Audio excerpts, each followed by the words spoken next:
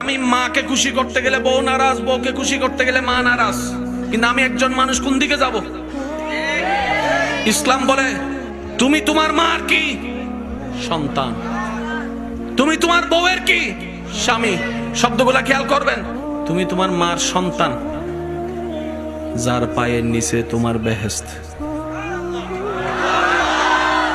তুমি তোমার মায়ের পায়ের নিচে। তুমি তোমার বউয়ের কি স্বামী। স্বামী মানে অভিভাবক। অভিভাবক কি নিচে না উপরে?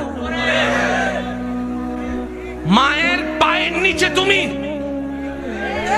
আর বউ তোমাকে মাথার উপর রেখেছে, কারণ তুমি বউয়ের অভিভাবক। তো উপরওয়ালা তো নিচের ওয়ালা মতো হয় না, নিচের ওয়ালা তো উপরওয়ালার মতো হয় না। এবার সে বলে আমি করব কি? বলে যে শোনো, তুমি মাকে মাথায় রাখো, বউকে বুকে রাখো।